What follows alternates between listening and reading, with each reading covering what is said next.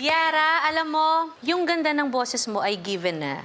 Kaya lang, sa performance mo ngayon, parang hindi ako masyadong kumapit. May mga parte ng pagkanta mo na medyo alanganin talaga. Kapag meron kang kakantahin na isang song, pwede ka naman gumawa ng sarili mong style kung alam mong hindi ka komportable. Yung boses mo, pag ibang kanta, kinanta mo, kunyari yung kantang easy lang, yung pa-chill lang, palagay ko mas magiging komportable ako. Kaso ito yung kinanta mo, na kahit na sabihin mo, kaya ko naman abutin yan eh, pero dapat abutin sa tamang paraan. So minsan, natatamaan mo, minsan hindi mo natatamaan. Pero pwede pa natin ayusin yan. For me, your voice it's so clear.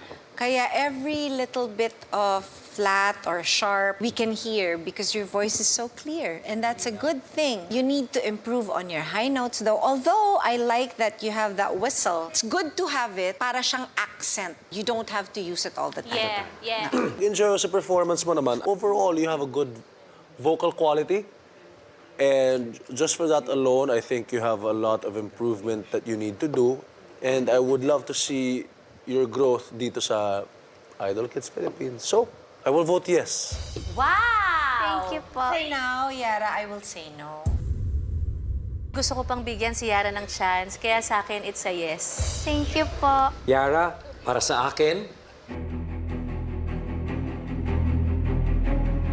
I will say no.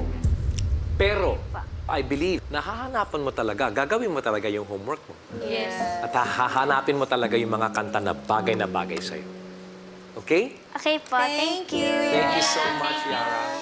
Thank you din po. Salamat. Bye, Yara. Thank you po. Hi, Yara! Hello! Hello! Nag-enjoy ka ba sa loob? Yun ang important. Oh, good. Baunin mo lahat ng mga sinabi natin. That's okay. That's okay, baby. It's okay. It's okay.